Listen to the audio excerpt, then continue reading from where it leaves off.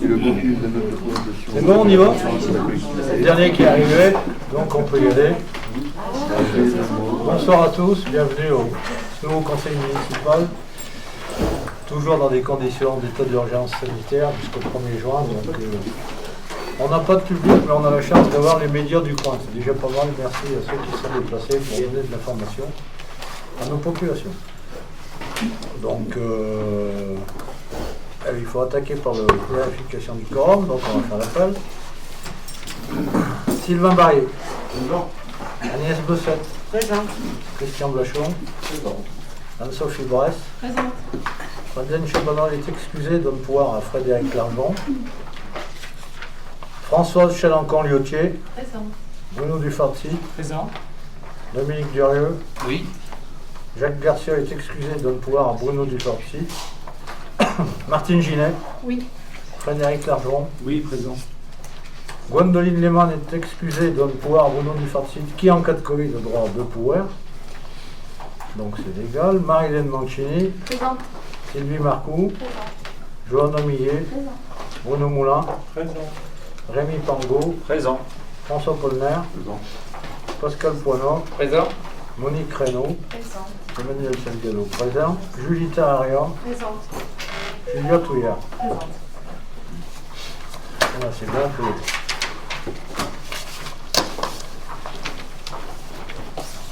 Donc, par rapport au procès verbal, qui est votre secrétaire de séance?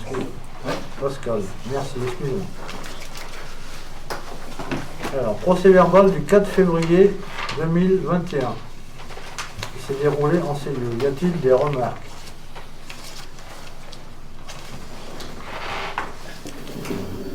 Voilà. Moi, je veux bien faire des remarques. J'avais bien aimé le précédent, qui avait quand même apporté pas mal de détails, pas mal de précisions.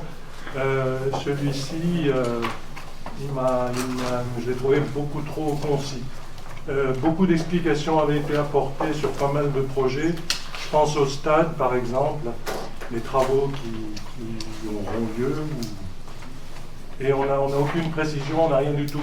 Je crois que c'est intéressant, des choses comme ça, pour ceux qui lisent.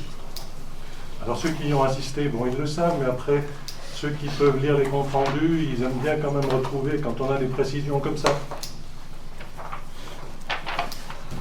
Ok, je note. D'être un peu plus précis. D'autres remarques? Pascal note. Je vous propose de passer au vote. Des abstentions? 5. Au contraire? Adopté à la majorité. Merci.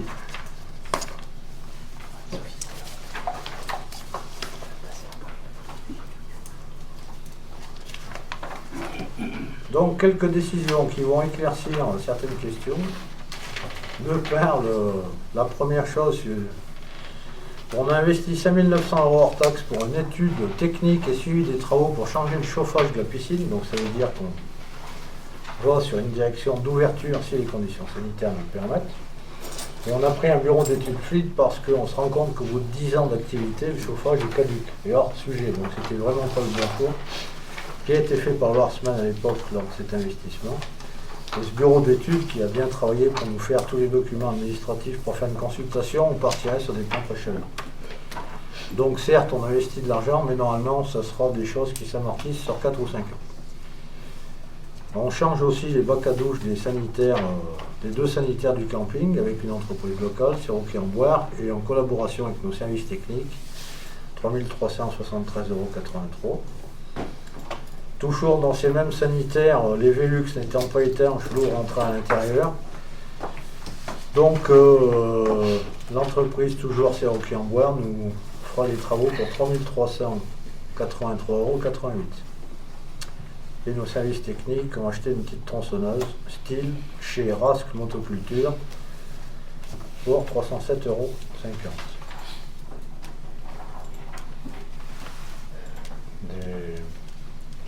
Des remarques?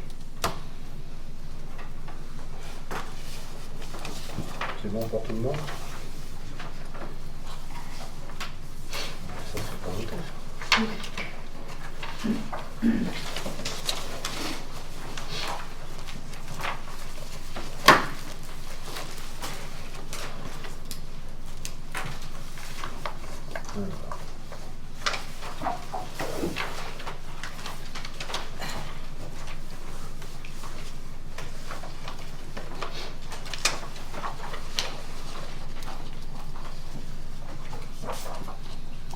Donc on a mis un peu de temps à avoir des rapports directs avec la trésorerie, mais je tiens quand même à préciser que ce soir, tous les conseillers ont eu les comptes administratifs avant le conseil. Ça fait très longtemps qu'on n'avait pas vu ça et je pense que c'est un confort de travail pour tout le monde. Les comptes de gestion établis par la trésorière sont arrivés ce matin. Donc, bon, on est dans les temps. Et on va... Donc normalement, je vous propose donc d'approuver les comptes de gestion établis par Madame la trésorière sur le budget de la commune, sur le budget du camping. Sur le budget du camping, ces comptes de gestion établis par Madame la trésorière, donc pour ces mêmes budgets, sont égaux au centime près aux comptes administratifs faits par nos services, que je remercie, 2020, qui seront votés dans la question suivante. Donc, y a-t-il des abstentions? Des voix contraires? Donc, les comptes de gestion établis par Madame la trésorière pour les budgets de la commune, du camping et du lotissement sont votés à l'unanimité. Maintenant, on va les regarder. C'est vrai que c'est plus intéressant. Donc, moi, c'est pas moi qui les ferai voter, parce que j'ai pas le droit, mais on va les regarder. Donc, je vous propose, après vous me dites ce que vous en pensez. Je vous propose, vu que vous les avez vus à l'avance, de les regarder par chapitre, plus s'intéresser à la ventilation qui est faite sur les bâtiments, et ensuite de répondre à toutes les questions. Est-ce que ça vous va? Si ligne par ligne, c'est un peu chaud. Par chapitre, c'est général, mais on répond aux questions là. Donc, on se rend compte que la section de fonctionnement a eu 2 746 178 94,7 pour 1 933 342 058 de dépenses, qui nous fait un excédent de 812 836,36. Donc c'est un excédent peu commun, peu connu ces 20 dernières années. Enfin, les conditions sanitaires l'expliquent grandement, parce que les fermetures, piscines, salles de sport, haute salle, chauffage, flux électrique, etc., ont fait qu'il y a eu moins de dépenses, forcées par le Covid.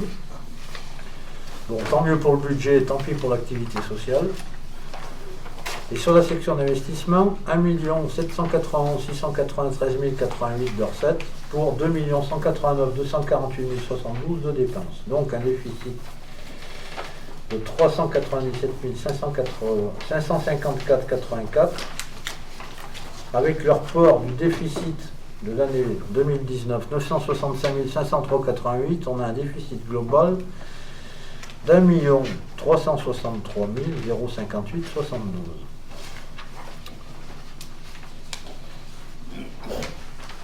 Sur le budget de la commune. Maintenant, je passe au chapitre. Donc, sur les chapitres, pour notre budget communal, toujours, les charges à caractère général, qui sont les flux, les cartouches d'imprimante, l'électricité, etc., tout ce qui a trait au fonctionnement de la commune. On avait prévu 707 400, on a réalisé 553 823,44. Charges de personnel et frais assimilés aux charges de personnel, on avait prévu 949 916 et on a réalisé 892 901,07. Sur un budget d'1,9 million, on a plus de 50% de notre charge de fonctionnement sur ces deux chapitres. Atténuation de produits, donc c'est le Fonds national de péréquation et l'indemnité qu'on a versée pour le transport scolaire, 7 942,48. Les autres charges de gestion courante sont les charges composées par les défraiements des élus, les admissions en non-valeur, les subventions aux associations et le CCAS. 228 631,93. Les charges financières qui se composent de nos intérêts d'emprunt plus la ligne de trésorerie, sans remboursement, 78 425,23. Donc les charges exceptionnelles, on a fait des locations de loyers gratuits à Côte-à-Rôde et Chavana. On a aussi le transfert du résultat budget de fonctionnement à la communauté de communes, donc 15 122,35. Virement à la section de fonctionnement, on en met une dans le budget prévisionnel, mais on n'en met pas dans le CO, donc 0. Et les opérations d'ordre pour 156 496,08. Donc un budget pour la section de fonctionnement de dépenses 1 933 342,58. Pour alimenter tout ça, on a nos recettes qui se composent du chapitre du compte atténuation de charges qui est notamment remboursé par des remboursements de CPAM pour les arrêts maladie, 36 219,77. Les produits de service qui sont les concessions du cimetière, Orange, GRDF, Enedis qui utilisent notre domaine public, les cantines, le ramassage scolaire, le ménage de la médiathèque qui est remboursé par l'Ouarsman et la convention pour traiter les réseaux d'assainissement avec la communauté de communes Norseman, 62 983,98. Notre principale ressource, qui compose une grosse moitié des recettes, c'est la taxe foncière, la taxe d'habitation, ou comment elle revient, l'attribution de compensation de la communauté de communes, les droits de place, les taxes pylônes, qui représentent quand même 43 000 euros. Tout ça pour un total d'1 321 177,53. Si on ajoute ce qui suit les dotations, subventions et participations, on a globalement notre principale recette. Donc c'est les dotations d'État, DGF, DSR, c'est la dotation de solidarité, dotation globale de fonctionnement, et DNP, c'est la dotation nationale de péréquation. Sinon, il nous reste quelques loyers qu'on a vu tout à l'heure, qui nous rapportent 61 103,95. Des produits financiers composés d'opérations d'ordre et le remboursement de la Comcom, par la Comcom, de nos fins d'emprunt qu'on avait sur l'assainissement et l'eau potable dans le transfert, 3 921,64. Et des produits exceptionnels qui sont le revenu de diverses sessions, notamment il y en avait eu pour, je sais plus, et le remboursement d'un sinistre pour l'assurance pour le camion pour 18 000 euros. Ce qui fait qu'on arrive à un total de 39 544,66 et on a 271 310,21 d'opérations d'ordre. Tout ça nous amène à un budget de 2 746 178,94, donc bien notre résultat global d'excédent de 812 836,36.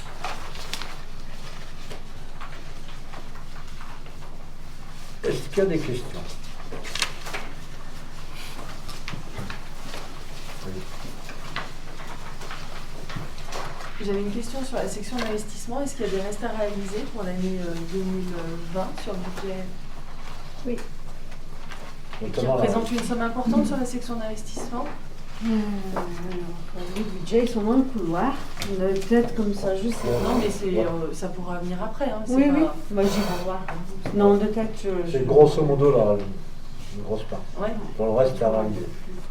D'accord. C'est dans les 300. Peut-être, non, mais je sais pas. Parce que du coup, ils sont dans le résultat d'investissement de cette année.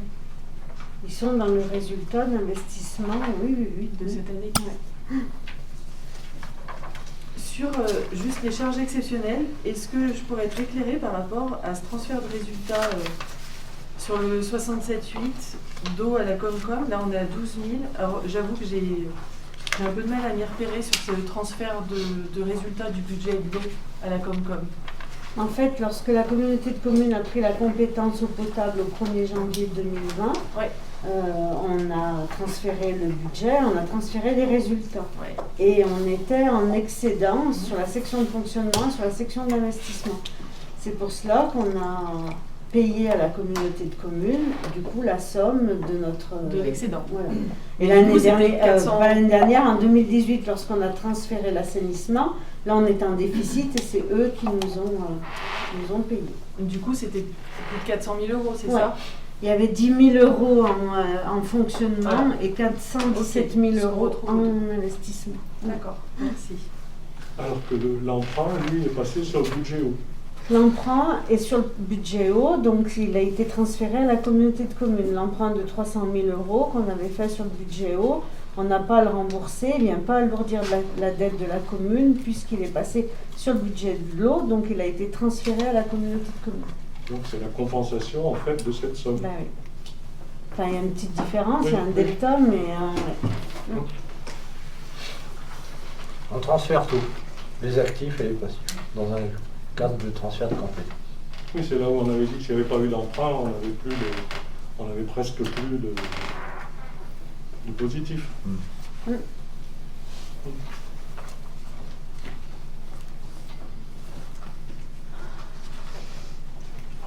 Vous voulez qu'on regarde la section d'investissement? Alors, en ce qui concerne les dépenses, donc on a déjà le solde négatif de l'année précédente, qu'on continue, puisque la continuité de la comptabilité publique, 965 503,88. Les immobilisations incorporelles, c'est surtout des études diverses et le PLU qui est en cours, 14 289,76. Subventions d'équipement versées, donc c'est de l'éclairage public. La cantine, l'investissement qu'on a fait à la cantine Roger Ruel, puisqu'on est un partenaire, on a investi dans un four et une cellule de refroidissement, tout ça pour 26 449,11. Les IMO corporels, c'est diverses acquisitions de terrain au service technique, de dalles, de plafonds, de choses comme ça, 165 839,49. Et sur les immobilisations en cours, c'est plutôt des travaux, voirie, façade, la halle qui représente quand même aujourd'hui 396 000 en 2020, 207 000 à l'école d'Olto, on arrive à un total de 814 552,54. Dotation fonds divers et réserves, c'est le budget eau qu'on a transféré à la Comcom, c'est ce qu'on vient de dire, plus 3 remboursements de taxes d'aménagement parce qu'on avait eu du trop perçu. Donc on arrive à un total de 420 842,92. Emprunt et dette, c'est remboursement du capital de nos emprunts, 449 464,69. Les autres immobilisations FI, c'est des avances, notamment sur le remboursement, des avances remboursables sur le budget camping, 26 500. Et des opérations d'ordre pour 271 310,21 pour arriver à un budget une section d'investissement en dépenses à 3 154 752,60. Pour nos recettes, on a eu notamment les subventions d'investissement qu'on a convoitées au niveau de diverses institutions partenariales, départementales, régionales ou autres, d'État, 439 330,94. Nos emprunts et dettes, c'est notamment le prêt d'1 million effectué le 24 décembre, mais on n'a tiré que 500 000 parce qu'on avait pris à débit différent. Donc aujourd'hui, il nous reste quand même dans les potentialités d'investissement, on n'est pas en commission finance, mais quand même 500 000. Bon, mais les restes à charge de la halle, ils vont vite nous les enlever, mais bon, c'était prévu pour. Dotation, fonds divers et réserves, c'est notamment le FCTVA, la taxe d'aménagement, les excédents de fonctionnement. Sachant que la TVA, on l'aura en 2021 pour 79 000 €, c'est toujours bon à prendre. Et ce total du C10, on est à 658 339,08. Les autres immobilisations financières, c'est remboursement de la Comcom sur les capitales d'emprunt, 37 527,78. Produit de cession, c'est le 775 de la section de fonctionnement, donc 0. En 2020, on a vu la vente de Chandolin de Saint-Victor. Et sur le virement de la section de fonctionnement, c'est prévu, mais c'est jamais réalisé, puisque c'est une règle comptable, c'est tout. Donc c'est une opération comptable, mais sur le réalisé, c'est toujours 0. Et 156 496,08 d'opération d'ordre, ce qui nous amène à 1 791 693,88,7. On voit bien que on opère un déficit d'1 million 3, 163 058 72. L'investissement.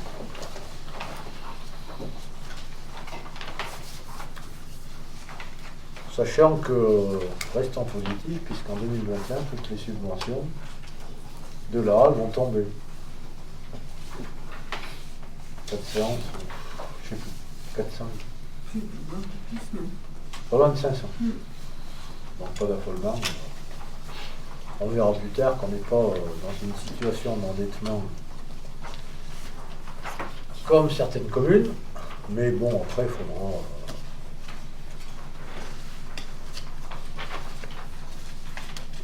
financer au mieux les projets futurs, c'est ce qu'il faut essayer de faire. D'autres questions sur le budget de la commune?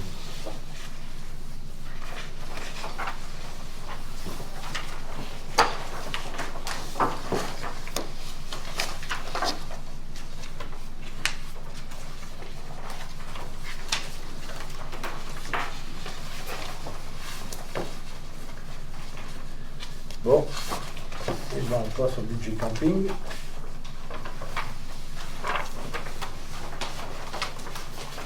C'est moins gros. Parce qu'on est en DSP, mais il est toujours à nous, on a toujours un budget annexe à émettre auprès des services de l'État. Donc le budget camping, en fonctionnement, on a 9 860,88 € de recettes, pour 39 835,24 € de dépenses, soit un déficit de 29 974,36 €, sachant qu'il n'a pas ouvert toute l'année. Déficit reporté de 2019, 134 896, donc on a un déficit global de 164 854,52. En ce qui concerne l'investissement, recettes 113 435, dépenses 67 795,14, on a un excédent de 45 639,86, plus l'excédent reporté de 2019, 59 398,91, on a un excédent global d'investissement de 105 038,77. Donc si on prend sous les yeux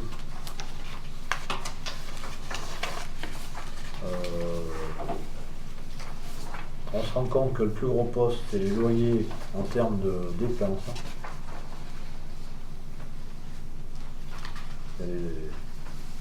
Ça c'est les dépenses. Redevance par la SAS Ratatouille. Non, je suis en recette. Donc les recettes les plus grosses, c'est le loyer qu'on a mis en place pour la DSP. Il en reste, il n'y a pas grand-chose. C'est pour ça qu'on n'est pas...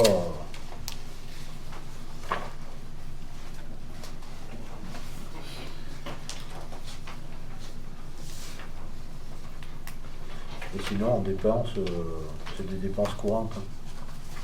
Rien de spécial par rapport aux années tailler les arbres, l'électricité, de l'eau. On en a un peu moins, mais on en a toujours. Maison du tourisme. Ça, par contre, je comprends pas pourquoi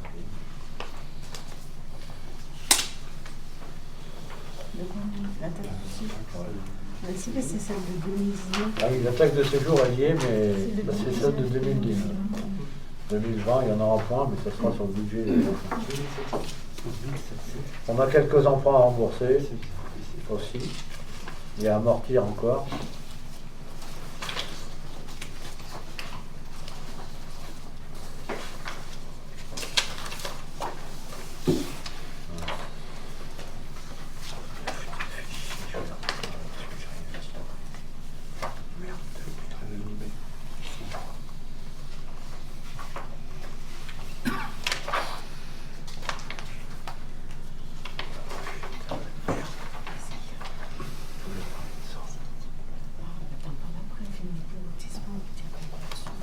Bon, je reviendrai sur le budget général, j'avais dit qu'on reviendrait sur les bâtiments. Des choses sur le camping.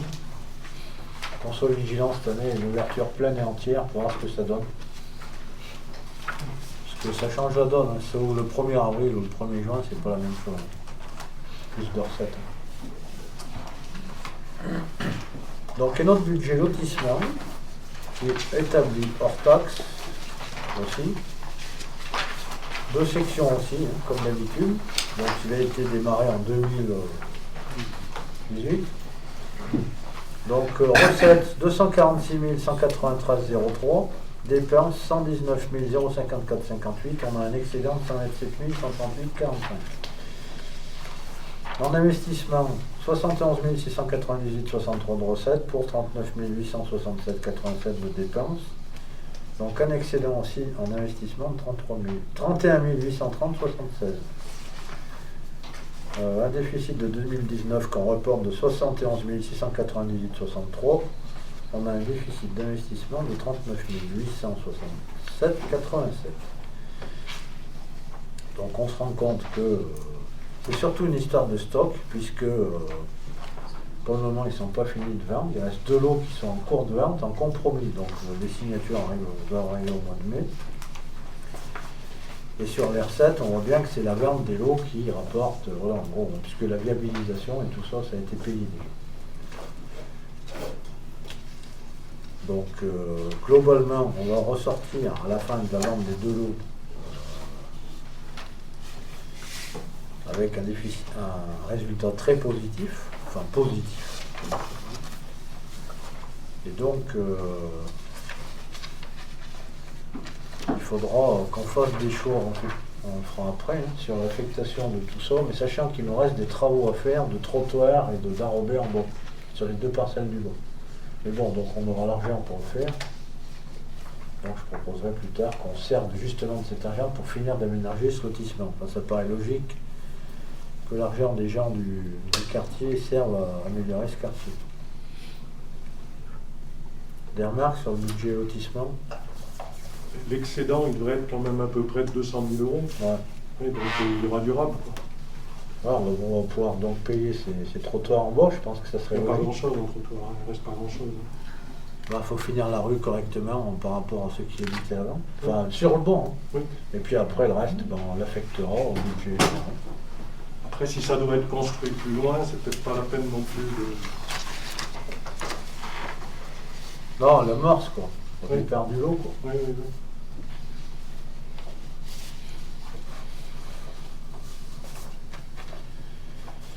Donc j'avais proposé quand même qu'on regarde, parce que j'avais dit, je ne l'ai pas fait, je m'excuse. On a donc notre budget général, et on voit quand même que, bon, il avait été prévu des réparations de bâtiments communaux, après avec le Covid ou d'autres choses, on n'a rien fait sur la mairie en 2020.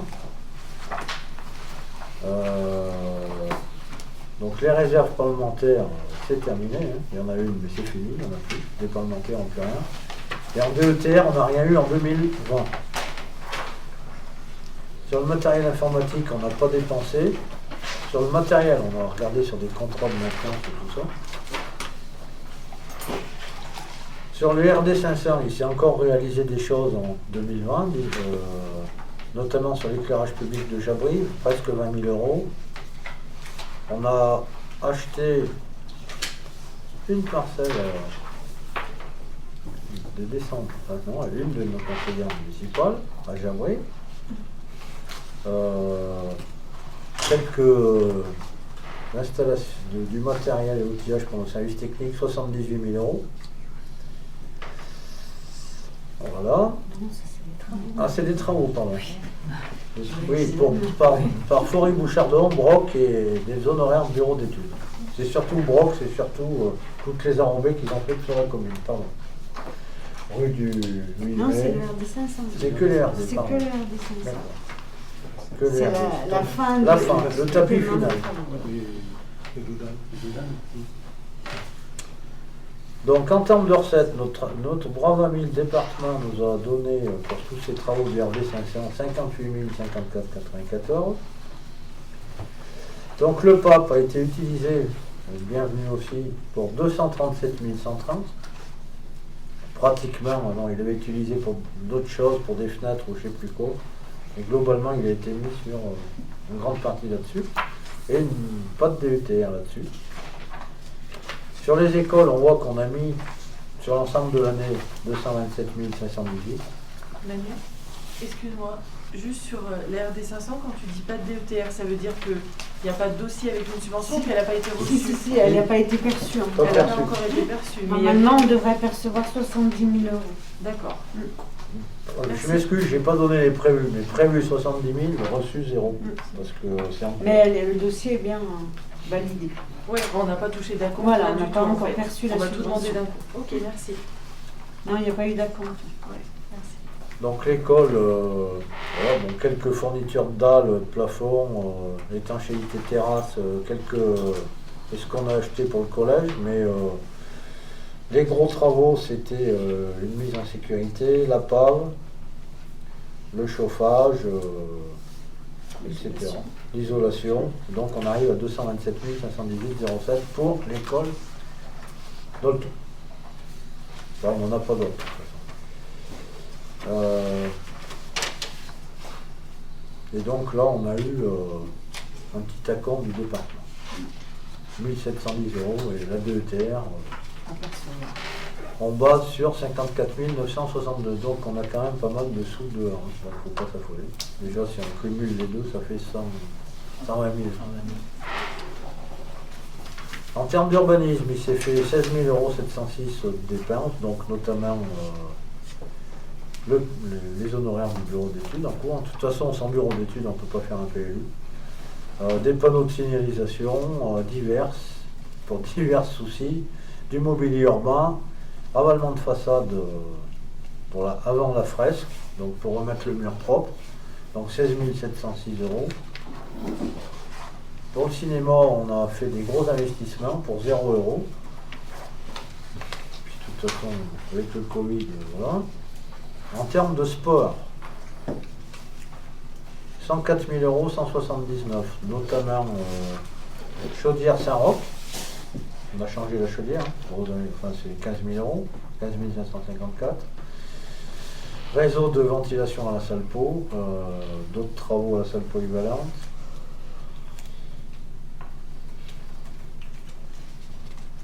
Des barrières qui rendent bien service légères, des grilles, des tatamis, un escalier qui a été changé au gymnase, VMC, salle de motricité, des honoraires de bureau d'études pour l'aménagement de tout ce qui était dans nos salles polyvalentes. Donc on arrive quand même à 104 179 pour le sport. Bon.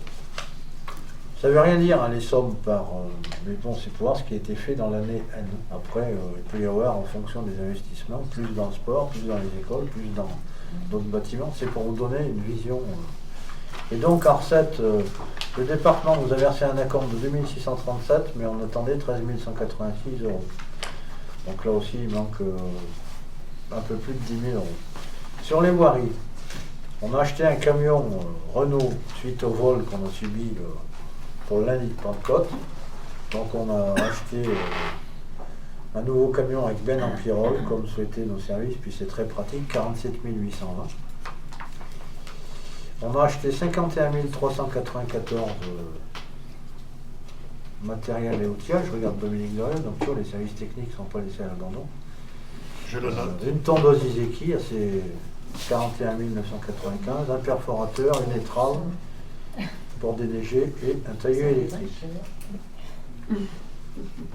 Hein? C'est la Rolls. Non, le prix de la tondeuse, ça m'a interpellée. 41 000. C'est une tondeuse Formule 1. C'est quoi cette tondeuse? Je ne savais pas que ça pouvait exister si cher. C'est pas un haut de gamme. Non, et je t'inviterai à aller visiter le service technique et à la regarder, cette fameuse tondeuse. Ah ben, elle est en Et or. tu comprendras. Mais non, le problème, c'est que à partir du moment où tu prends du matériel spécifique, avec tout un tas d'équipements hydrauliques, etc., bah, tu montes vite dans les toits. D'accord. Déjà, le camion en pyrrole, ça t'a même pas interpellé, les 40 000 €. Pas pour un camion. Mais c'est un 3,5 tonnes, avec une petite benne derrière. Pas pour un camion, Tu te mais rends une compte? tondeuse. Ça m'interpelle. Et c'est vrai que bon, C'est le mot. elle est autoportée, pratique. Autoporté, hein. Après, je conçois que lors de nos futurs achats, il faut être vigilant sur les marchés. Mais Ah bon. ben ouais, forcément, on est vigilant, mais... En fait, C'est elle a le été matériel qui est achetée proposé. suite au décès d'une autre, quoi, en guillemets. Oui, oui. Bon, on a acheté quelques barrières par neige, des panneaux de signalisation, des blocs de rue, 7 578 €. On a refait les trottoirs, route de Jabri, un branchement usé pour le local technique de la Murette. Les travaux de voirie, donc là, on en a mis chez Brock pour 37 433,65, donc on arrive quand même à 154 794 pour tout ce qui est service technique voirie sur l'année 2020. En recette, on a eu l'agréable surprise d'obtenir les amendes de police au préalable pour la demande de subvention pour le Carrefour. On l'a eu à l'avance, mais c'est le département qui fait office de trésorier, et c'est l'État qui nous les verse. Donc tous ceux qui ont pris les amendes, merci à eux. 20 400 €. Ils sont tombés avant le projet, mais ça on peut. On les a demandés, on les a eu, tant mieux. Sur la piscine, on a investi 0, on a eu 0 de recette, puisqu'elle était fermée. Pour les halles, donc en 2020, il était prévu 913 886 €, on a dépensé 386 366,25. Donc il en reste un peu. En termes de recettes, on avait demandé à l'Europe, au FEDER, 150 519, donc on n'a pas encore reçu, mais c'est normal, puisqu'il faut que ce soit fini pour demander les subventions. On avait demandé 129 582 à la région, bon, on n'a pas encore reçu. On avait demandé 175 582, on a reçu un acompte du département par rapport au contrat 43 de 35 116. Donc déjà, il y a 400 000 € dehors presque. À percevoir, j'espère, en 2021. Et le fonds de concours de la Comcom, qui est 10% du projet, un truc comme ça, 64 791. Aujourd'hui, on a 0 parce qu'on n'a pas demandé. Donc oui, il y a 400 500 000 € dehors. Qu'Isabelle Damon, après la fin des travaux, s'empressera de demander. Pour la maison des associations, il y a eu du matériel d'isolation phonique au premier étage pour 2 261,16 €. Donc, la région, on avait demandé 50 000 € pour les programmes Boursan, donc c'est en cours. Et la DETR 2017, 67 500 €, c'est en cours aussi. Ça fait aussi 117 000 qui vont tomber. L'opération est terminée là. Ouais. C'est en cours. Après, c'est des formalités administratives. Bon, au niveau culture, il était prévu du... Rien. Si. 502 €, mais on l'a pas fait. Alors, je sais pas ce que c'est. Du matériel?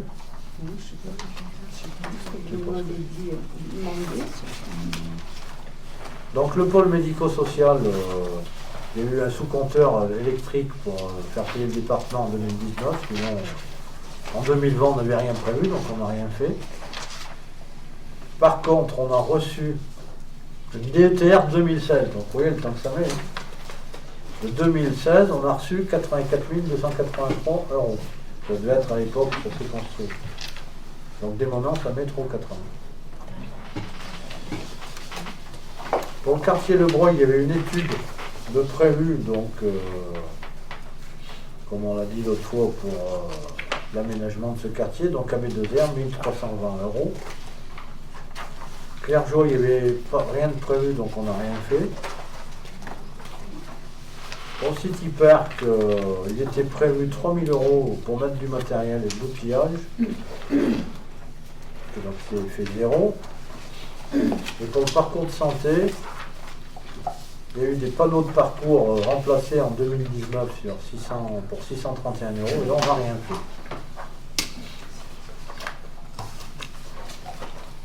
Voilà tout ce que je peux vous dire sur le budget commun,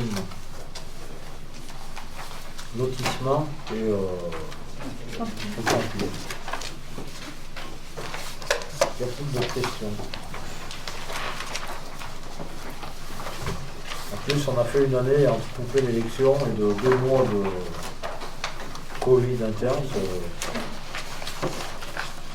Donc elle n'est pas symbolique au niveau des chiffres d'une activité. Enfin, il y a quand même eu des choses qui se sont faites. Hein. Et après, je crois que ce qui sera le plus intéressant, c'est quand même le budget 2021.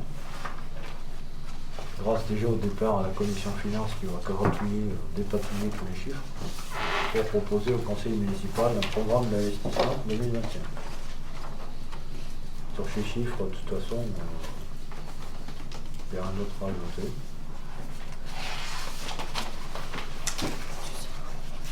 Donc je propose juste avant de sortir, parce que on n'a pas le droit de voter les comptes, que ce soit la plus jeune de l'Assemblée qui fasse voter les comptes. Est-ce que ça va à tout le monde? Parce que ça va pas, faut que je change d'idée. Pas de... Donc Julia, viens là, s'il te plaît.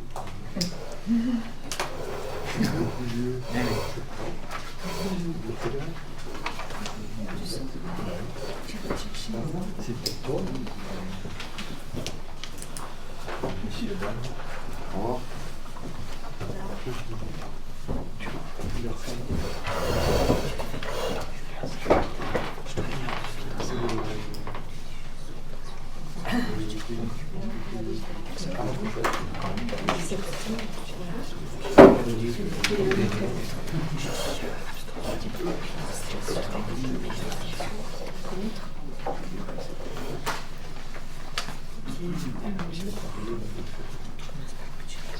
Alors du coup, pour l'approbation des comptes de gestion, des comptes administratifs, pardon, on va débuter par le budget de la commune. Du coup, y a-t-il des abstentions pour le budget? Y a-t-il des voix contraires?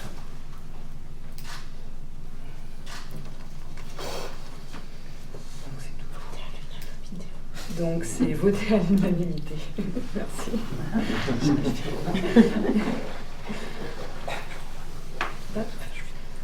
Pour le budget du camping, pareil, y a-t-il des abstentions? Y a-t-il des voix contraires? Donc c'est voté à l'unanimité. Ensuite, le budget du lotissement. Y a-t-il des abstentions? Des voix contraires? Idem, voté à l'unanimité.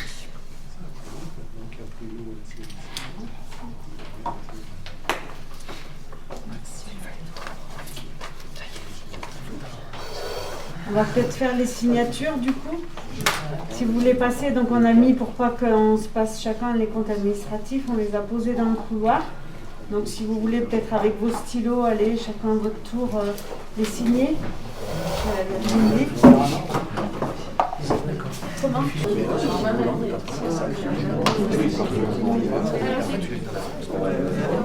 Ah oui, Bon, on recommence. Donc par rapport au vote, je tiens à remercier l'ensemble du conseil municipal. Merci. Donc maintenant que les résultats sont connus, donc nous avons un résultat de fonctionnement de 812 000 €, 836,36. Comme nous avons une section d'investissement au moindre euro déficitaire, la loi nous oblige de passer cette somme pour sa totalité en investissement. Donc on n'a pas de même choix, il faut tout la mettre. Les abstentions, mais au contraire, donc on affecte le résultat. Merci. En ce qui concerne le résultat de lotissement, donc on a vu qu'il se composait sur un excédent de 127 138,45. Donc on a un déficit d'investissement de 39 867,87. Donc je vous propose de mettre 39 867,87 en investissement et 42 plus. Donc après il nous reste, si on enlève le 39 867,87, 80 et quelques mille, donc je vous propose de mettre 45 000 dans la section de fonctionnement pour payer ce que je vous ai dit, trottoirs, bordures en bas. Et donc il nous reste 42 270,58 qu'on pourrait remettre en plus des 39 867 en investissement, ce qui nous porterait à 82 138,45. J'ai pas été très clair. Je m'excuse. Je recommence si vous voulez. On a droit à une deuxième chance. On a 127 000 euros de résultats de fonctionnement. On doit combler le déficit de la section d'investissement et on doit payer des trottoirs en bois. Donc 127 000 moins notre déficit, il nous reste 87 000. Donc je vous propose d'en mettre la moitié en fonctionnement, donc pour 45 000 et 42 270,58 ce qui reste en investissement. Donc la proposition suivante est de mettre notre résultat de fonctionnement pour 82 138,45 en investissement et 45 000 en fonctionnement. Voilà, c'est mieux. Des abstentions, des voix contraires? Juste une question, qu'est-ce qui se passe à la clôture? Ça a une importance que ça soit en fonctionnement ou en investissement? Je me rappelle plus. Je sais pas non plus. Disons que c'est une bonne question. Pour la décision finale, ça serait important d'y répondre. Mais pour ce coup, Oui, non, mais pour savoir juste après, le coup d'après, quoi. on se renseigne pour le coup d'après. Je sais plus la dernière fois qu'on l'a fait, si on a passé section par section. Ouais, si, je sais pas. Bon. Et je me suis pas renseignée encore, Ça. comme c'est pas terminé. C'est pas tout de suite, mais ça ira vite. S'il y a les deux Oui, compromis, il Bah va oui. vite rentrer 150 000 et puis ça s'arrêtera là. Mais oui, on peut espérer qu'en 2021, ce soit terminé. Bah oui. Pour que ça apparaisse sur le budget 2022. Ah, Mais on se renseigne.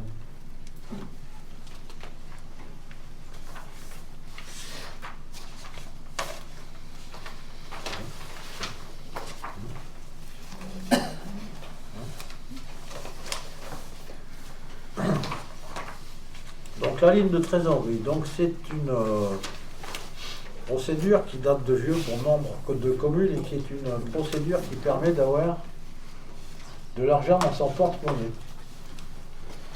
Parce que si, comme on l'a vu tout à l'heure, on équilibre des projets d'investissement par des subventions, elles arrivent toujours 3 ou 4 ans après. Mais par contre, le projet, il faut le payer. Le quatrier de la halle, celui qui pose du carrelage ou autre, celui qui change de chauffage à l'école. Si demain il arrive aussi un gros souci sur un bâtiment communal ou une voirie, il faut avoir de l'argent en réserve il faut avoir des liquidités.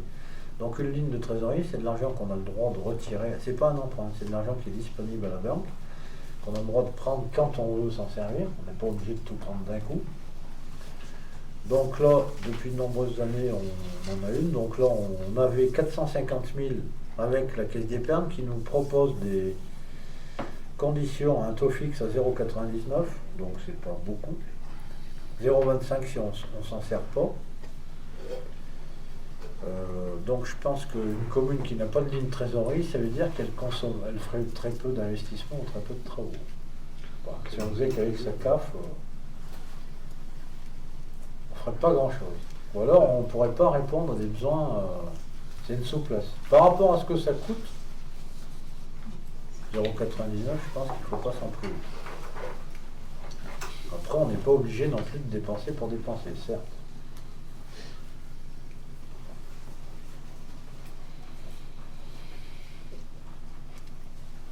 Des remarques sur la ligne de trésorerie?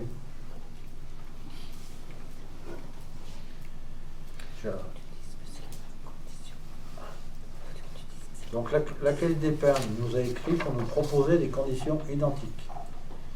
Donc sans augmentation, 0,99 de taux fixe, 0,25 de commission pour les non-utilisations et 0,20% de frais de dossier. Il me semble qu'avant, on était quand même, la ligne de trésorerie était à un taux inférieur au taux des emprunts. Ouais, mais les emprunts, ils ont tellement été mais la ligne de trésorerie est restée... ils n'ont pas bougé. Ils n'ont pas, oui, on est resté au même taux. Ouais. Parce que, après... Ils vendent de l'argent plus cher quand il est...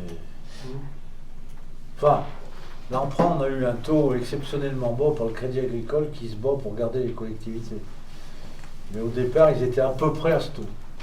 de mémoire. Et puis, vu la négociation, après, ils ont baissé de moitié, mais Crédit Agricole cherche à avoir beaucoup de collectivités, c'est dans sa politique. Mais on est pas mal, là, enfin, oui, la réflexion est pertinente. Oui, parce que ça veut dire qu'à un moment, peut-être qu'on peut s'en passer de cette... Si les finances s'améliorent en 2021, on va rentrer beaucoup de subventions, on va rentrer le lotissement. Peut-être qu'on pourra, à bout d'un moment, s'en débarrasser de cette ligne de trésorerie, parce que ça pollue quand même les comptes complètement. On a des comptes qui ne sont pas clairs à cause de cette ligne, où on ne sait pas bien où elle se place. Alors, si on pouvait arriver, si le taux est comparable à celui d'un emprunt, ben, peut-être qu'à un moment, il faudra apurer, quoi. La question peut se poser, suivant la capacité d'autofinancement que dégagera la commune dans les années. Exactement, mais là, on avait quand même... On a un gros excédent de fonctionnement, hein. Donc, enfin, il y a d'autres raisons, hein, tu l'as dit tout à l'heure. Mais si on continue avec quelque chose comme ça, en dépensant pas trop, on peut peut-être arriver à stabiliser puis à s'en passer. C'est ce que j'essaye de faire. Plus on financera correctement les projets d'investissement par des ressources diverses, et plus on sera vigilant. Mais enfin, je pense qu'en termes de personnel, la messe est dite, puisqu'au niveau des services techniques, on a prolongé 2 contrats, on a embauché une secrétaire, et sur les écoles, c'est à peu près en place. Donc, il n'y aura pas de frais supplémentaires sur le mandat, ça c'est sûr, pratiquement. On va travailler sur les frais qu'on a sur tous nos contrats, et après, si on peut baisser la ligne de trésorerie, on le fera, si on peut. Ça peut être un objectif, quoi. Oui.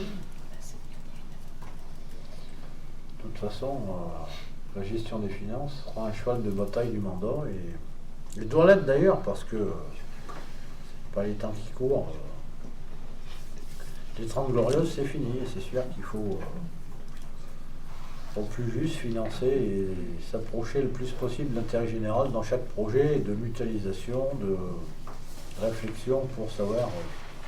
C'est ce qu'on essaye de faire, au Carrefour pour l'année prochaine, avec 70-80% de sub, etc., etc. Sur la ligne de trésorerie, il faut être aussi vigilant sur notre fonctionnement, on le sent.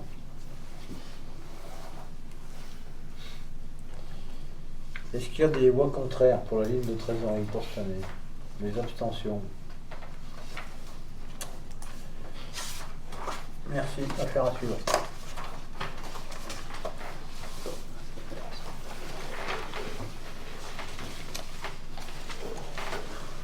Donc en termes de dépenses, on ne peut pas toujours gagner. Ou de recettes, mais bon là c'est plutôt des dépenses. Donc on avait, par rapport au marché de la halle, la réhabilitation, plusieurs lots, et donc comme vous l'avez vu, nos arches sont fermées du côté de l'ancien coiffeur Hippolyte et de l'autre côté de l'esthéticienne. Et donc c'était des structures qui avaient été prévues dans le marché. Marché de base à 58 070 €. Et puis très vite, les professionnels se sont rendus compte de difficultés techniques par rapport au niveau en fait de ces arches qui datent, qui ne sont pas forcément de niveau, des vitres qui ne descendaient pas jusqu'en bas. Et donc on a un avenant de 21 048 €. Mais Dominique, tu peux nous amener quelques précisions?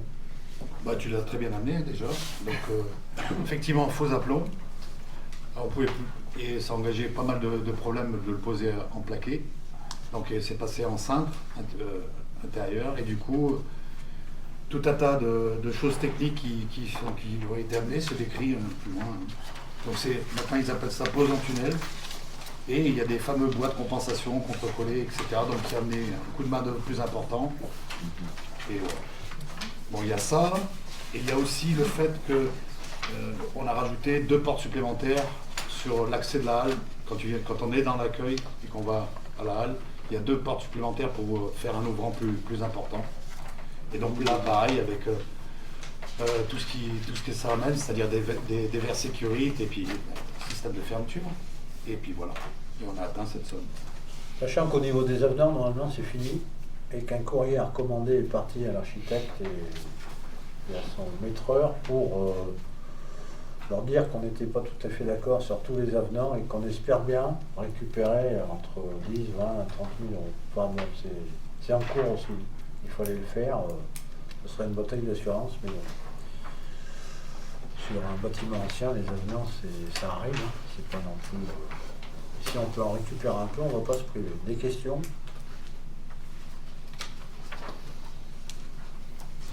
Pas de voix contraire, pas d'abstention. Merci pour la règle. Que j'espère bien on inaugurera au mois de juillet. C'est ça après. Pas de notre, ça ne dépend pas de notre sort.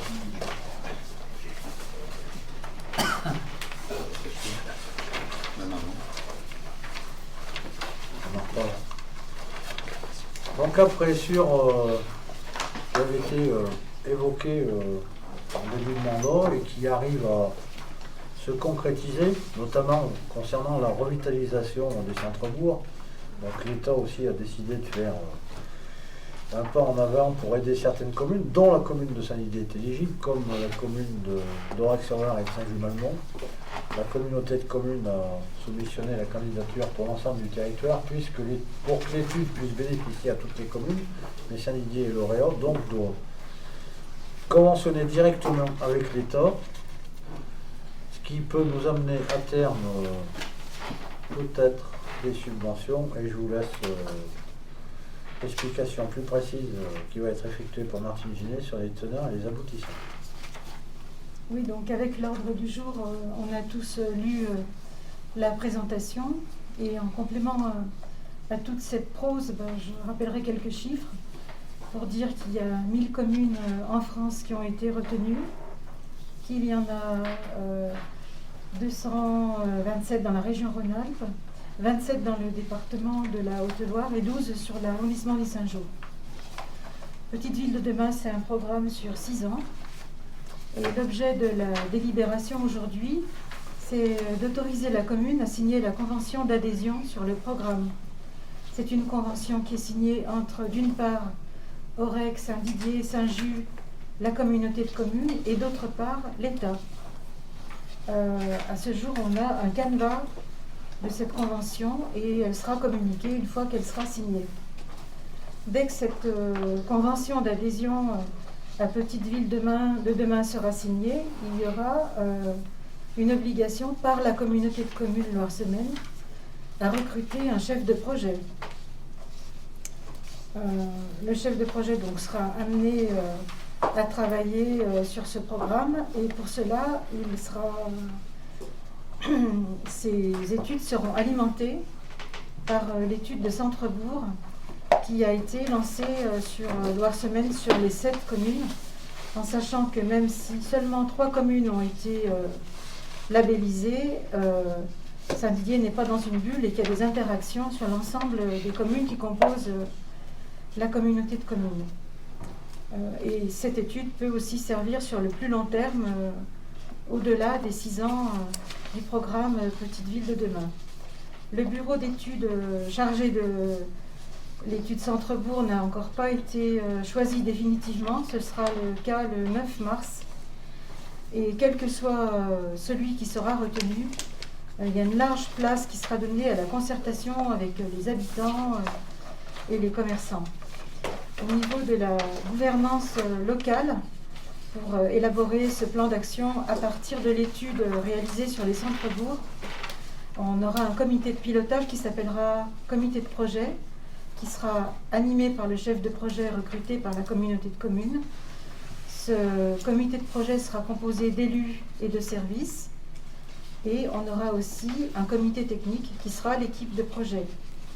Donc ce plan d'action fera l'objet d'une mise en application à l'issue d'un délai de 18 mois à compter de la signature de la convention d'adhésion. Et la mise en action de ce plan d'action passera par une convention cadre d'opération de revitalisation du territoire. C'est un outil dont on a beaucoup parlé pendant la campagne électorale et on arrive enfin à pouvoir le décrocher. Et c'est un outil qui est surtout un moyen puissant pour lutter contre les logements vacants. Donc on va peut-être demander s'il y a des questions sur le sujet. Et puis passer au vote? Y a-t-il des abstentions sur le fait de signer cette convention d'adhésion? Ou des voix contraires? Merci Martine, donc on essaiera de faire au mieux pour que la commune se porte bien se porte mieux grâce à ce dispositif.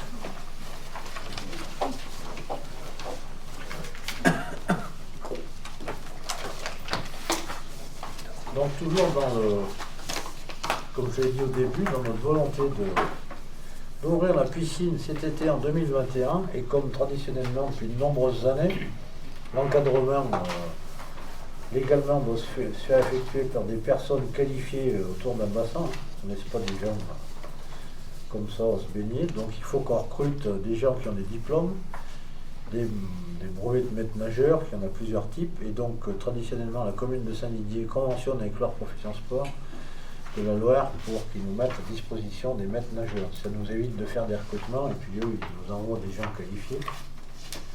Donc en 2019, ça nous avait coûté 20 650,86 €. Et donc ils nous proposent de conventionner avec nous pour deux types suivant ce qu'ils trouvent. Les gens qui ont un BESAN ou BPGEPS AAN, donc à 22,50 € de l'heure. Donc après c'est en fonction des heures. Plus une adhésion à leur profession sport qui doit être pris chaque année, 30 €. Et au pire, s'ils n'ont pas de BESAN, des BNSSA à 19,60 € de l'heure, c'est augmenté par rapport à l'année d'avant, en 18,90 €. Précision, la différence des deux, il y en a qui peuvent donner des cours de natation et d'autres pas. Merci Pascal pour cette belle précision. Donc, leur profession sport, c'est une association qui a été créée en 92 par le ministère de la Jeunesse et des Sports. Donc c'est pas des gens qui ont de la bouteille, qui officient sur la Loire depuis de nombreuses années.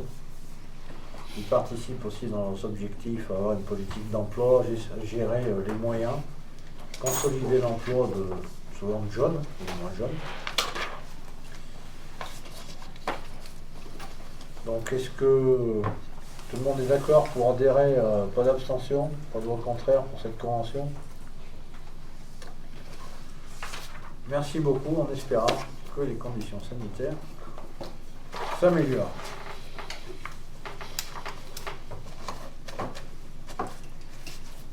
Donc toujours pour notre piscine,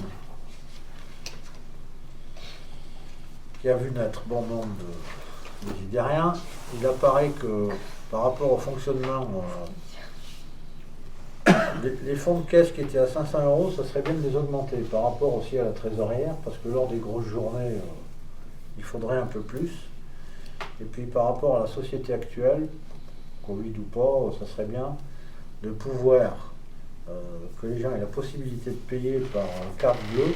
Donc il faut qu'on ouvre un compte DFT, c'est un compte de dépôt de fonds au trésor, c'est une obligation légale.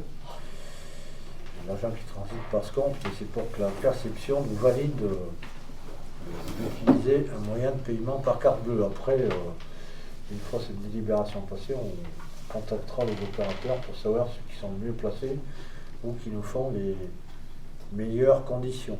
Parce que bon, là aussi, de toute façon, on ira voir les gens du coin, mais pas de souci pour ce fonds de caisse et cette carte bleue. De toute façon, c'était prévu depuis longtemps. Pas d'abstention, pas de voix contraire. Merci pour la piscine. Bon, maintenant qu'il y a le chauffage et la régie et la carte bleue, il n'y a plus qu'à l'ouvrir. Hein? Le chauffage, il n'y est pas, mais bon, vite.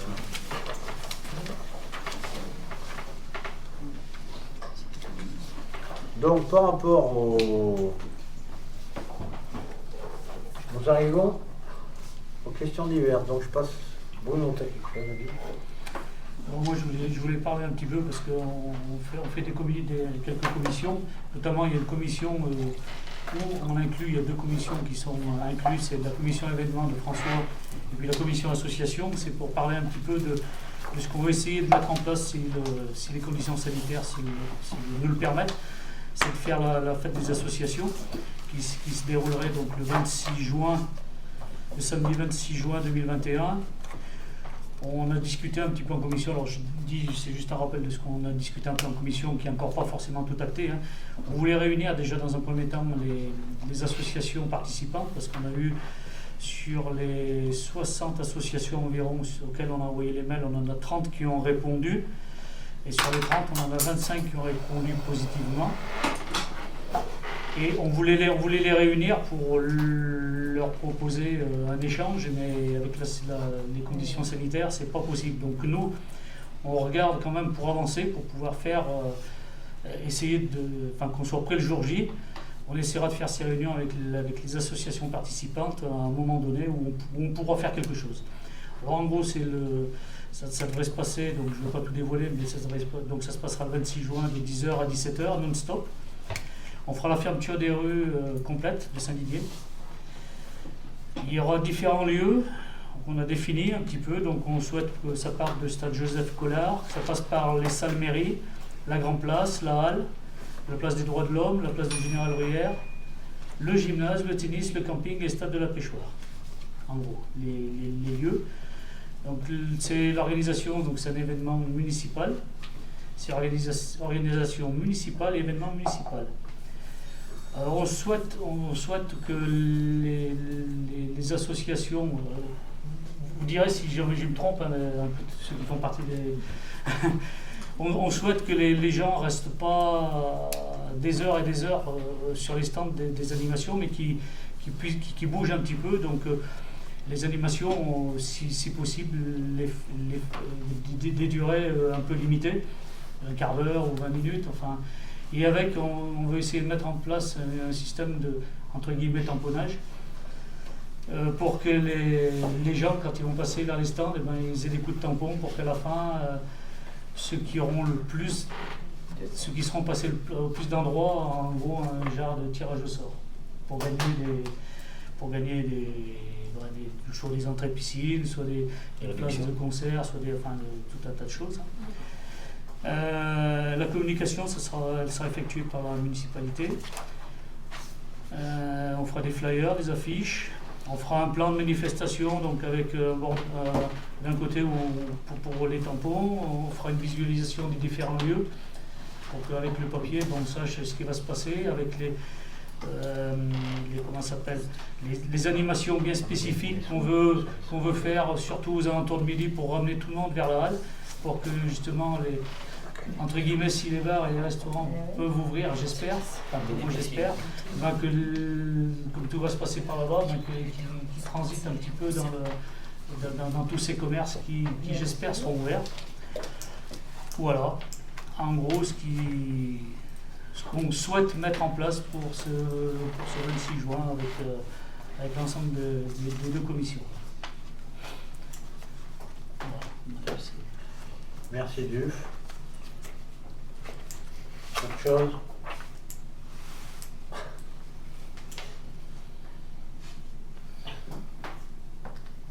Oui. Oui. Du coup, je vais faire un petit point sur la vaccination. Donc, au 15 février 2021, la Haute-Loire était le premier département avec 35% de personnes de plus de 75 ans vaccinées. Dans notre commune, donc à ce jour, 239 personnes ont été recensées. 54 ont demandé un transport, 76 personnes ont été appelées et 4 ont eu le rendez-vous. 50 personnes ne veulent plus se faire vacciner du coup, après les appels. Concernant le transport, lors de leurs appels téléphoniques, donc de la cellule Covid dit Saint-Jean, si la commune ne peut pas mettre à disposition un moyen de transport, la cellule vaccination questionne la personne sur son mode de déplacement. Si aucune solution n'est trouvée, l'hôpital peut organiser le transport ou en dernier lieu peut envoyer des équipes mobiles au domicile des personnes âgées dans les communes éloignées. La région peut prendre en charge 50% du montant du transport dans le même taxi avec un plafond de 50 € par injection et la totalité du déplacement en TER ou en car.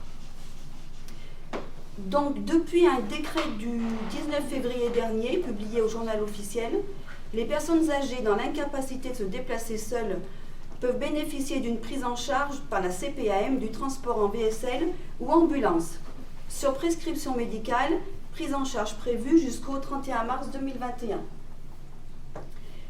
Un point sur l'EHPAD. Donc 80 résidents ont été vaccinés sur un peu moins de 100 et environ la moitié du personnel. Concernant donc les médecins, donc avec l'arrivée du vaccin AstraZeneca, les médecins ont la possibilité de vacciner les personnes de plus de 50 ans présentant des comorbidités. Ils prennent directement rendez-vous avec leurs patients pour les en informer. Donc les médecins de Saint-Didier, ils ont reçu des doses, ils peuvent vacciner. Oui, tout à Ils ont fait. déjà fait un audit pour savoir qui était intéressé par rapport à la population à risque. Et en fonction de ça, ils vont commander les doses. Et après, comme finalement c'est des doses qui vont être commencées, dès que c'est possible, ils appellent la personne. Si la personne est disponible, elle va se faire vacciner, donc dans un laps de temps assez court. Donc il faut que la personne soit disponible au moment de l'appel. Et la pharmacie? Non. Ils vont avoir, Il va avoir. Ouais. C'est sur le point de se faire. Il n'aura pas que les tests. D'accord.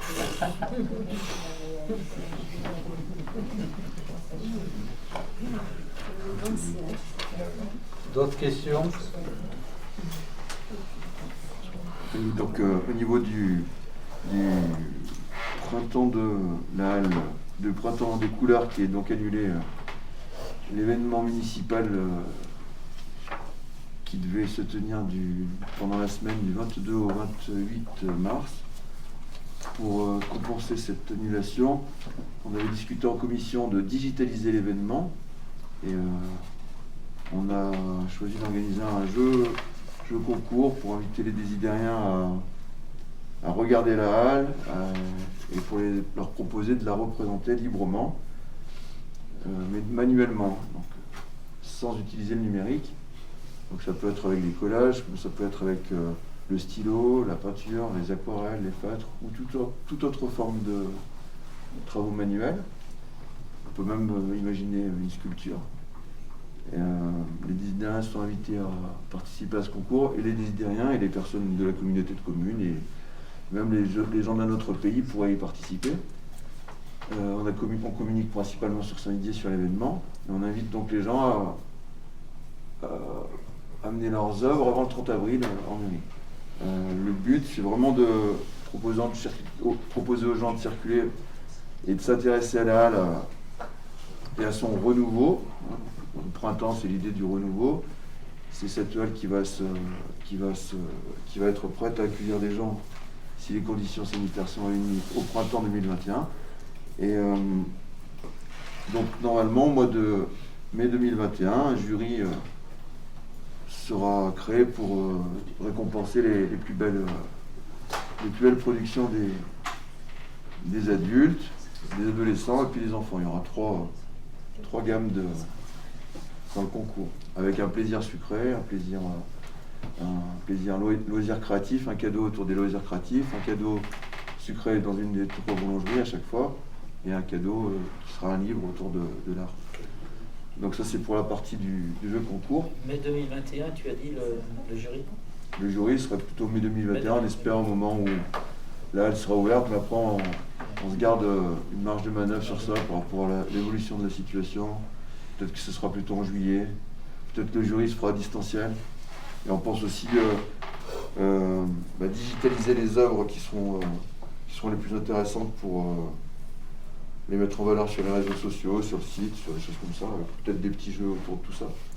Et puis après, on a commandé des œuvres aux créateurs locaux, des représentations de la halle aussi, qui vont servir en exposition temporaire, et qui serviront aussi en décoration à l'intérieur de la future halle, afin de tendre la main aux créateurs locaux, et encore une fois, de mettre la halle en valeur dans son renouveau, dans son printemps. Et voilà, pour que j'avais à dire. S'il y a des questions, je répondrai. D'autres choses? Moi, j'avais envoyé une ou deux questions. Donc je t'ai répondu par écrit, comme Oui. le dit le règlement. Donc si je le fais par écrit et que je ne fais pas l'oral, sinon je fais 2 fois l'oral. Je vais quand même reposer ma question sur l'espace Régis Vidal, parce que ce que j'ai un petit peu peur. Donc ce que je souhaitais avoir, c'était un peu des précisions sur l'implantation, un petit peu sur le financement, l'implantation, voilà, essentiellement ça. Moi, ce que j'ai peur, c'est qu'on demande des subventions, puis qu'après on dise, ben, on a les subventions, donc on fait le projet. Donc, ce que j'aurais souhaité, c'est que le projet soit présenté, puisque des plans existent, puisque ça serait pas mal que les conseillers municipaux, tous les conseillers municipaux, puissent y avoir accès, quoi. Voilà. Parce que là, on a des détails.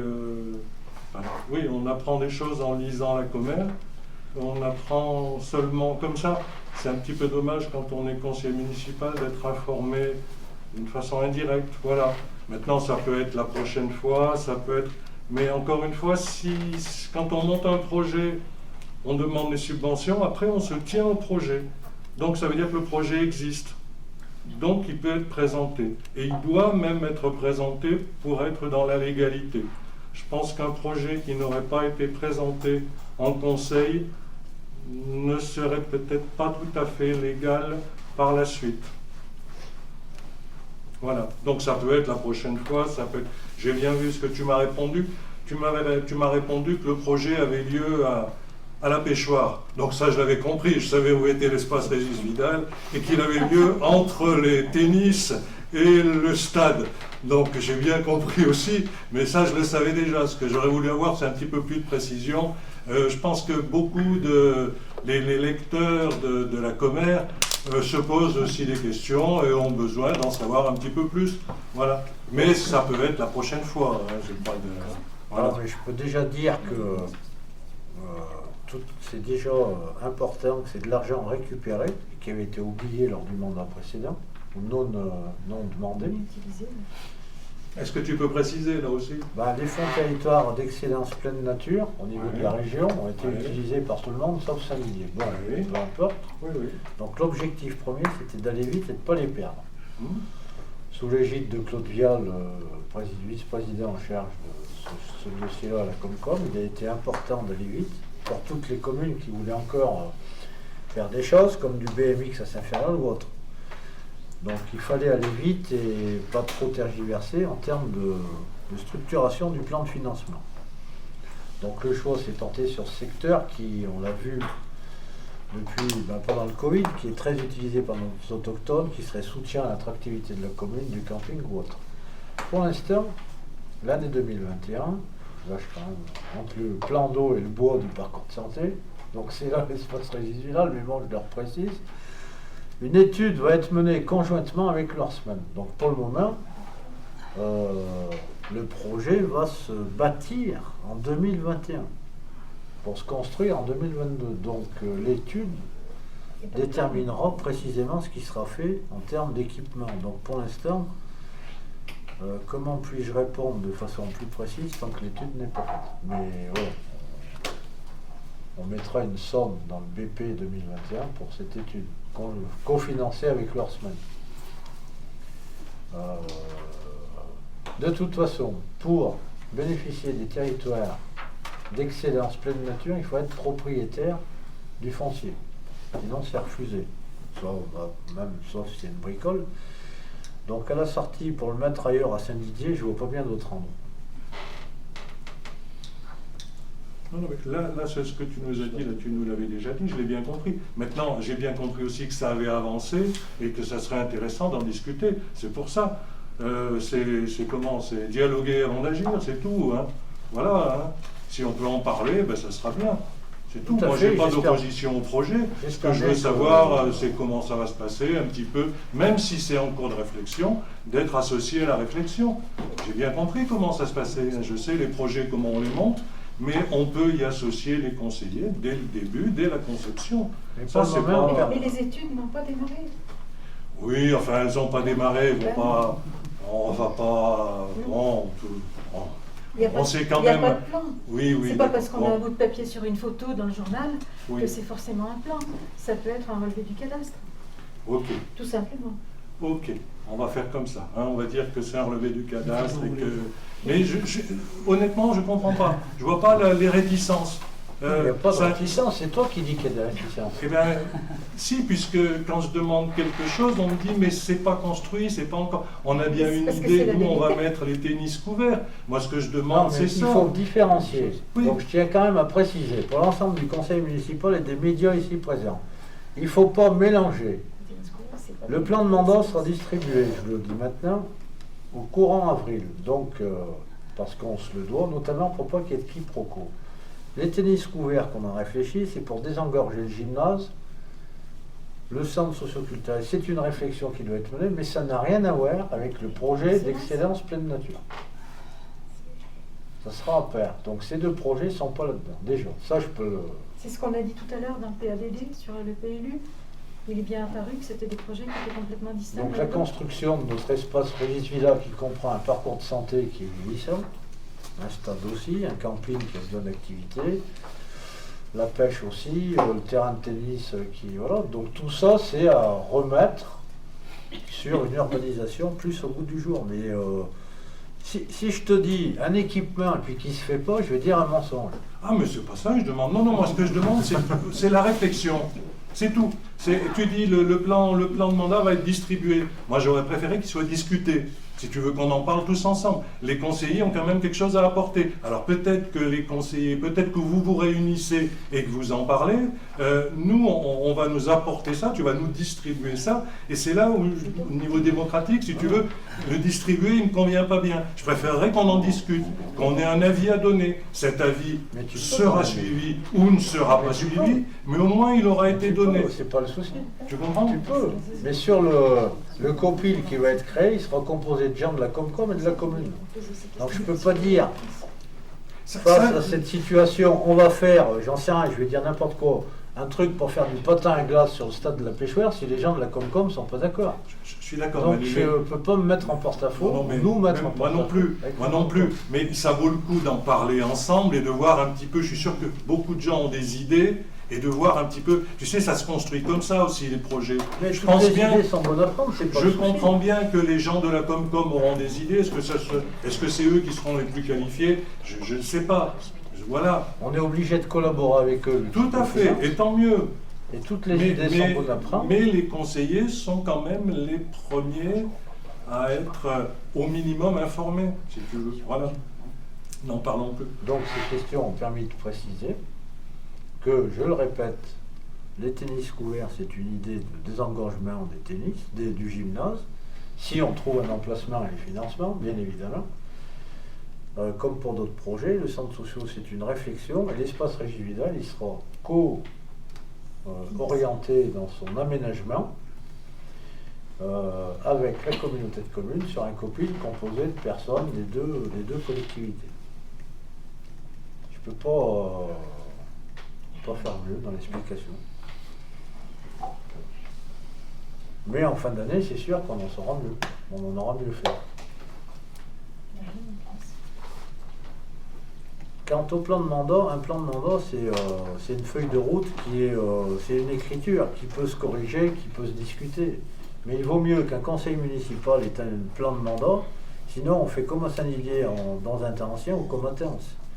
C'est quand même mieux de savoir ce qu'on fait, où on veut aller, et après qu'on le manœuvre avec un voleur pour tourner un peu plus à gauche ou à droite, c'est pas grave. Mais je crois que pour l'intérêt de tout le conseil municipal et du désidérien, il vaut mieux savoir ce qu'on fait de l'argent public. C'est quand même plus confortable comme position pour X ou Y personne, peu importe sa situation. Je pense que, c'est mes convictions personnelles, une feuille de route c'est quand même important.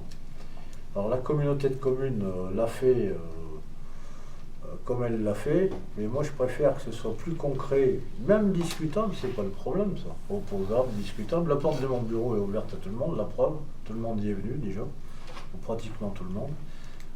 les discussions, c'est ce qui enrichira les projets. Mais déjà d'avoir une feuille de route, ça nous permet d'avoir quelques idées. Donc l'aménagement, déjà à la limite en discutant 2 minutes, on a presque fait le plan de mandat, quoi. Donc je pense que si on connaît sa commune, il faut que les projets soient vraiment en phase avec la commune, dans le sens de l'intérêt général pour tous les désidériens.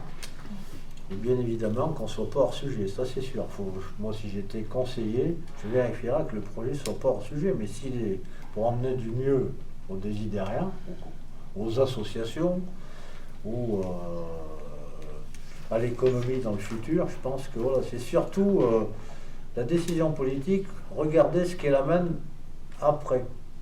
Parce que sur le coup, à chaud, bon, tout est critiquable, mais la bonne décision politique, on le sait toujours après, voir si après, tous ces projets amèneront à la commune. Mais je pense que ça fait bien longtemps que pour ce nombre de communes, j'ai pas eu de plan de mandat, quoi. Donc, il vaut mieux en avoir un, même s'il est opposable, que naviguer à vue, sans savoir où on veut aller, quoi. On savait que le PLU était à terminer la halle, donc bon, il n'y a pas de faille pour le moment. Il y avait le chauffage de l'école à refaire, ça a été fait. Et donc, oui, sur 2021, c'est ce qu'on va regarder après, dans la réunion toute commission après. On sait déjà pratiquement ce qu'on a à faire en 2021. Si on prend là, à finir, le carrefour qu'on a voté à l'unanimité à refaire, voilà quoi. L'année 2021, elle est bien orientée. Et tout le monde le sait. Certes, sur l'étude d'en bas, c'est pas fini. Puis après, c'est pour ça que déjà le plan de mandat il est donné, mais déjà en 2021, on sait ce qu'on a à faire. Donc il est largement opposable, voire modulable par l'ensemble des conseillers municipaux. Mais ça donne quand même une certaine direction et un confort psychologique, moral. Et bon, après, c'est souvent les finances qui commandent dans les projets politiques plus que... Mais en plus, je trouve que c'est, dans un souci démocratique, c'est quand même mieux d'avoir une feuille de route que... On a déjà fait 1 an de mandat, on ne va pas reprendre 1 an pour la reconstruire, quoi. Il faut qu'on avance quand même, tous ensemble, avec la communauté de communes, le département et la région. De toute façon, on n'a pas le choix. Et bon, bien évidemment, l'État, qui est toujours là, pour nous servir.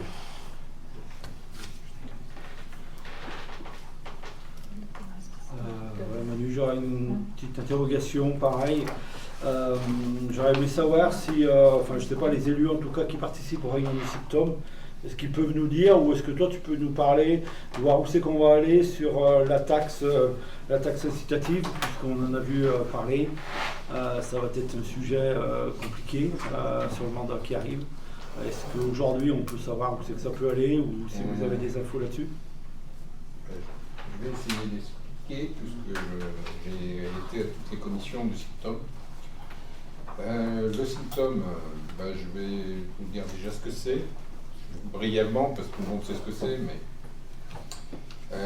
ça représente la communauté de communes Loire-Semaine basée à la Sioule, 7 communes.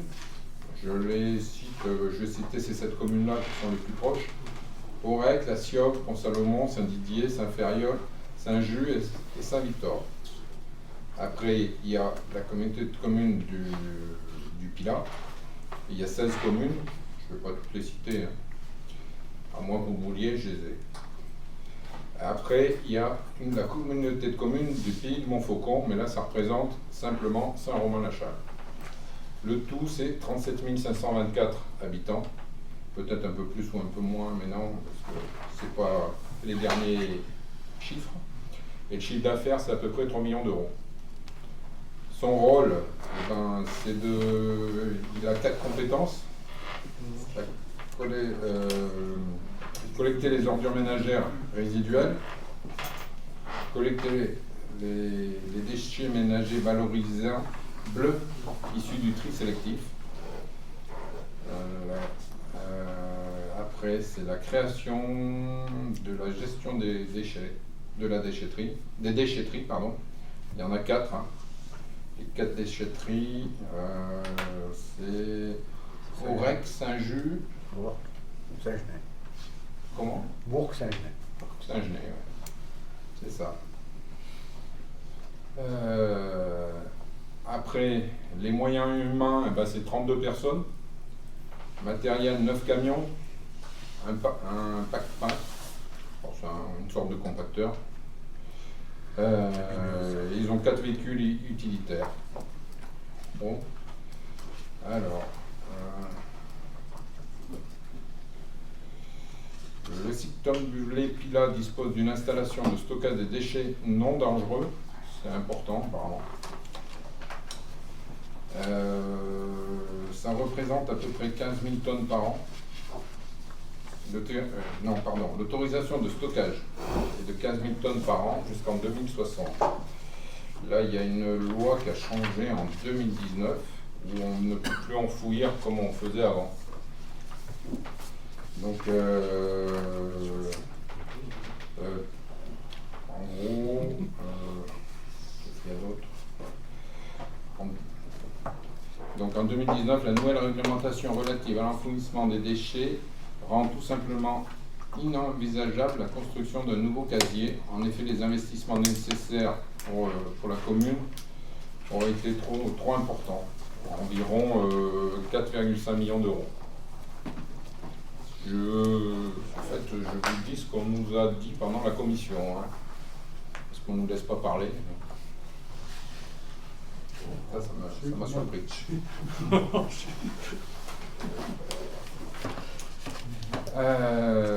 Donc depuis le 1er février 2019, les ordures ménagères recyclées sont traitées par l'entreprise Altrium, qui est à Polignac.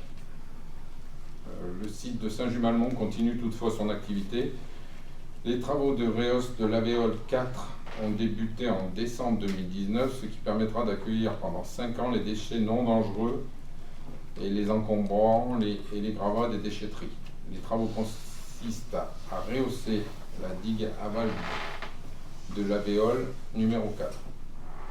Les travaux vont se finir. Cette opération a fait l'objet d'une étude détaillée et d'un dossier porté à la connaissance et à l'attention de la Direction générale de l'environnement.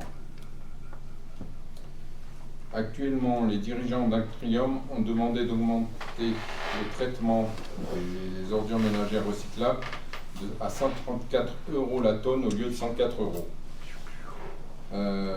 En fait, quand ils traitent les déchets, ils n'arrivent plus à revendre leur matière première qu'ils ont créée. Donc ils se retrouvent avec un déficit important. C'est pour ça qu'ils ont demandé une somme aussi importante, un décalage aussi important. La plupart du temps, ils vendent leurs produits aux cimenteries. Et avec le Covid, les cimenteries, apparemment, elles ont bien moins tourné. L'orientation du symptôme, pour le moment, c'est la mise en place d'une tarification incitative. Et là, pour le moment, on n'a pas eu trop d'informations là-dessus, si ce n'est qu'il y a la société Citeo qui soutient financièrement le symptôme là-dessus. Et c'est ce qui a été dit à la dernière commission. Donc il n'y a pas eu plus de planning ou j'imagine qu'il va déjà y avoir des discussions au niveau, à mon avis, au niveau des maires, donc au niveau... je ne sais pas comment ça va se passer exactement au niveau du SICTOM, ou est-ce que chaque représentant de chaque commune vont se positionner, ou ni en planning, rien du tout, et rien n'a été dit là-dessus. Je pense que cette année, il va y avoir des décisions à prendre. Et la question que je me posais, c'est qui va prendre des décisions, plus qu'en commission, on n'a rien le droit de dire. Donc déjà, je tiens juste à préciser que c'est la communauté de communes qui a la compétence, qui va transférer au SICTOM. Donc forcément, un débat sera instauré en bureau au moins à la Concom, voire au conseil communautaire, parce que même si les informations on peut filtrer, on peut quand même dire que l'enfouissement c'est fini. En gros, oui. Aux marges du Velay aussi, en France, puisqu'après il faut une station pour les exhiber et tout. Donc il faut que le français moyen trie plus, on le sait, hein, depuis longtemps, on ne le fait pas assez, composte plus, les collèges ont très bien montré l'exemple.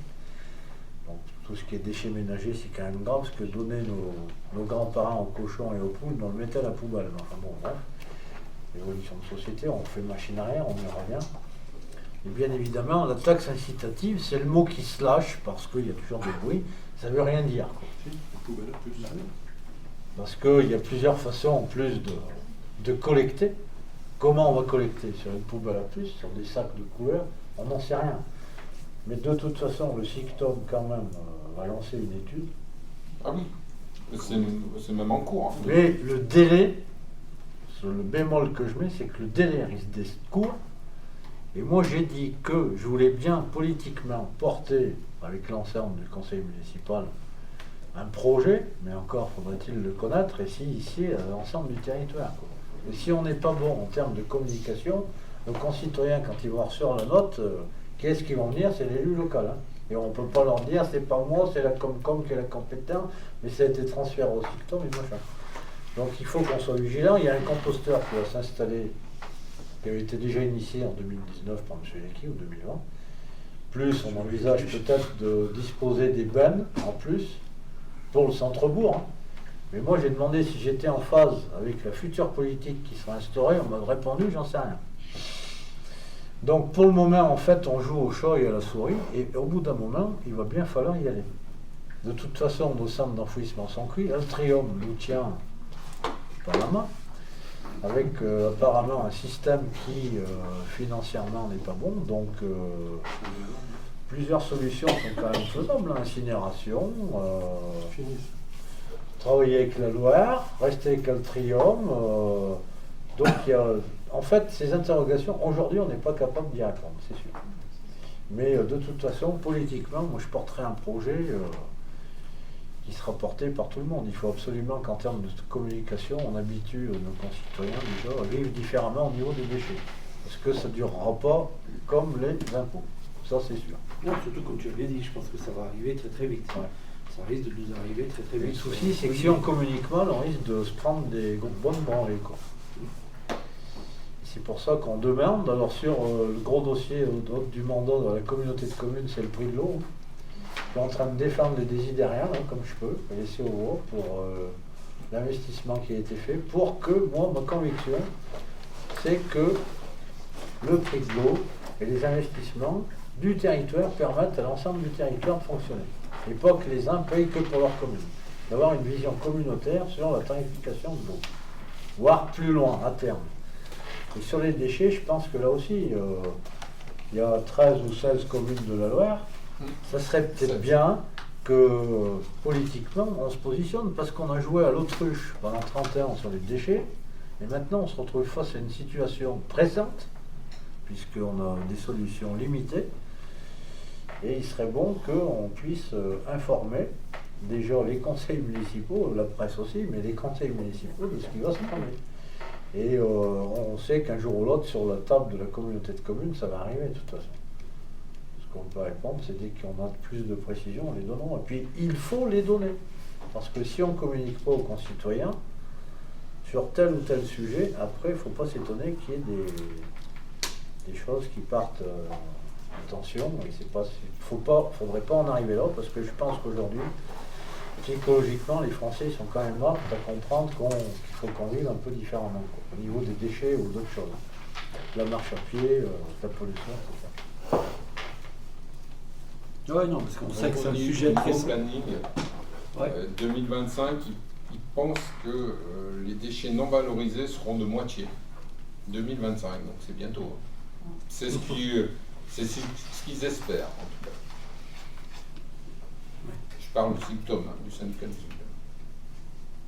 Non, puis on sait comment ça s'est passé sur d'autres territoires. Ça a toujours été compliqué. C'est compliqué, quoi. C'est un sujet compliqué. Et comme tu l'as dit, hein, il faut bien le présenter. Et il faut que la population soit informée de à quelle sauce elle va être mangée.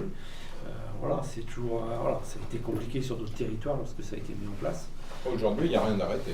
Oui, ouais, d'accord. C'était pour savoir si.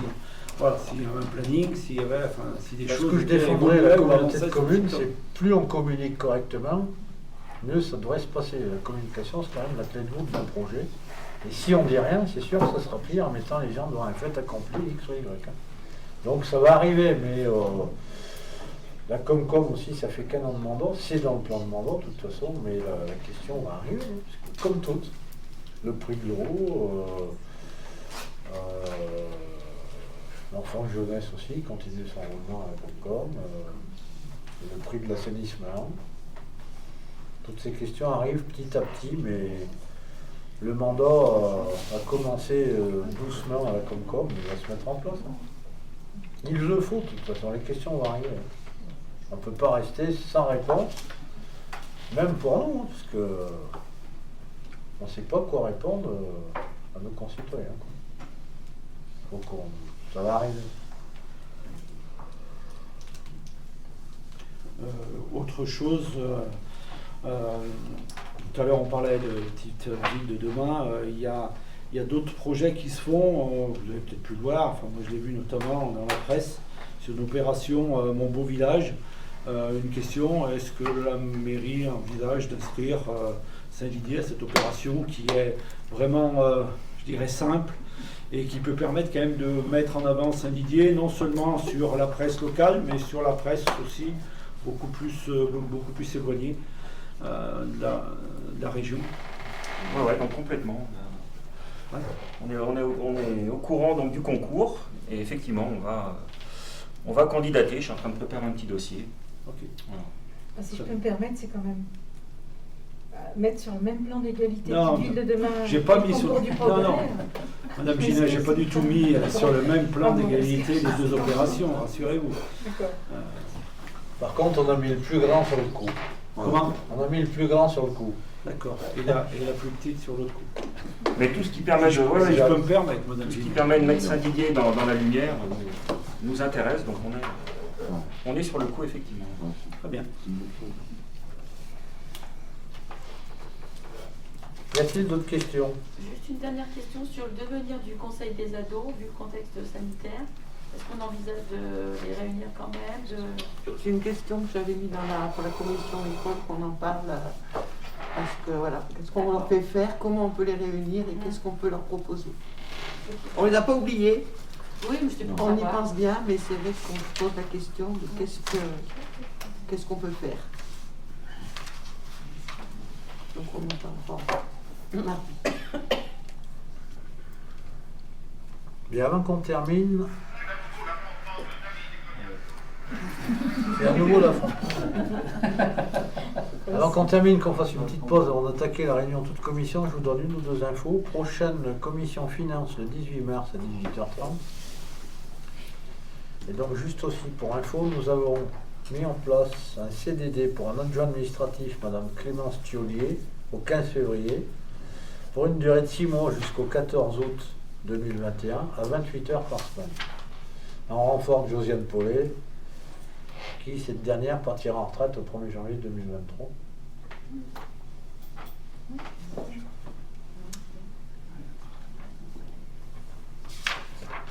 Merci beaucoup. Fin du conseil à 21h55. Merci.